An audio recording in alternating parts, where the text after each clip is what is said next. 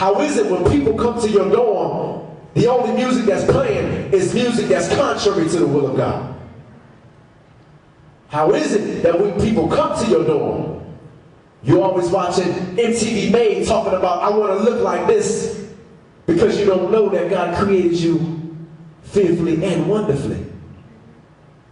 How is it? Guys, how can you change? How can you bring wholeness to the division? How can you destroy the division if first you don't understand you share the same goal? If God is our Heavenly Father, and we are supposed to be His children, then it does not matter what experience or what my background is to come together with somebody. If God is supposed to be governing us and leading us and controlling us, then how is it we can't come together? We share the same goal. Look at your neighbor and say, we share the same goal. We share, look at the other person, that wasn't the right person. Look at the other person and say, we share the same goal. We share the same goal. So if you're going to be successful, and we can break it down and be practical, that if you know you are successful in a particular class, and you know somebody or your partner or your friend or your boyfriend or girlfriend is failing the class, you would help them. Because if they suffer, ultimately you suffer. So if we don't work together, then we're going to be easily destroyed. And so, does the division destroy us, or do we destroy the division? Share the same goal. Second thing that you have to understand with the text is when you understand you share the same goal, and this is going to mess some of us up, is we have to understand that we can't do everything by ourselves. One more time. If we share the same goal, then we can't do everything by ourselves. Look at what 1 Corinthians chapter 12 says. It says, one body, many parts. But the eye does not tell the nose, I'm better than you. Because the eye can't blow bullets. And the nose can't see. But all the body parts work together to achieve one goal. So watch this. Have you ever been in a time where one part of your body was hurting and it put you down for the whole day? A toothache, a stomach flu, that'll drop you to your knees quick. Because if one part goes out of whack, then the whole body suffers. And while you might still be able to function, you're not functioning at its total capacity. Because one part is out of whack. And so if that's the case, and we understand that we're all in this thing together, then we have to get in our minds that we can't do it by ourselves, and that each and every person, that person sitting next to you, has a gift that works hand in hand with your gift. So you can't say that because you praise dance or because you sing in a choir that you're better than the person who sits next to you because all they do is send out messages on Facebook.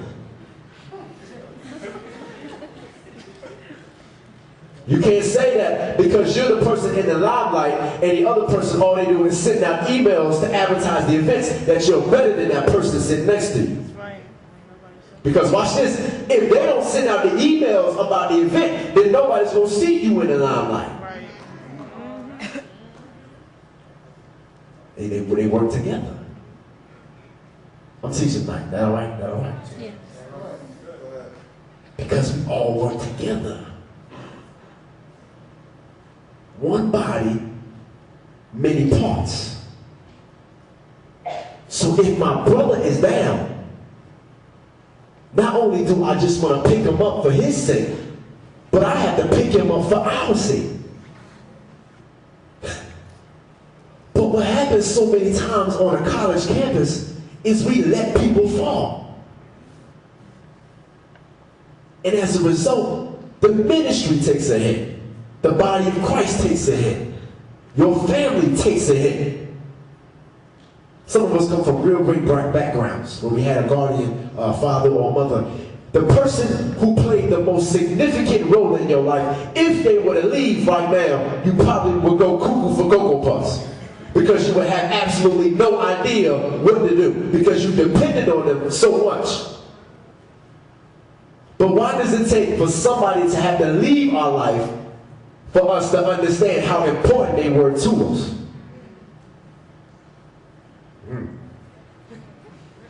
Why does it take something tragic to happen for us to finally understand that our brother and our sister, we are their keepers?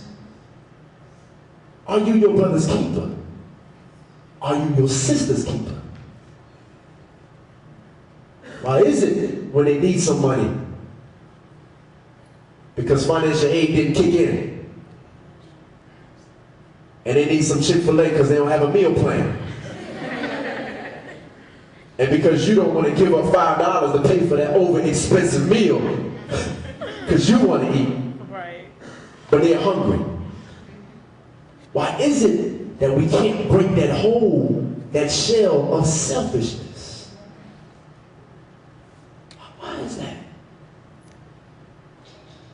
That if we as the body of Christ, that's why God says that you would never be in lack. Everybody knows Psalm 23.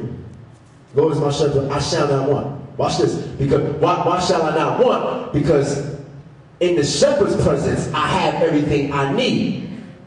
And so, metaphorically, I should not have to go outside of the body of Christ to get my needs met, because there should be somebody in the body of Christ that can meet that need. But if we are not operating in the gift and the anointing that God has blessed us with, then there's no way that we can meet needs of people. So if you don't get to the place, if we don't get to the place where we understand that somebody's life is contingent on what we do, then we're going to have a lot of people who are in need. Why is it that we can't support our own people?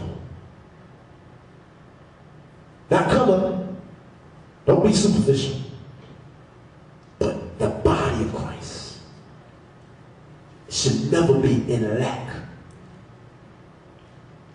Churches should never have to take out a loan to build a new church.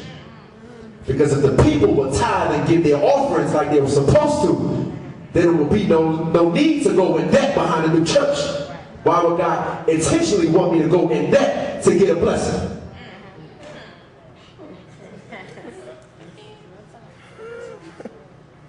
This is something right there. Why would God intentionally want me to get a credit card to go in debt when I should be dependent on Him totally for all of my finances?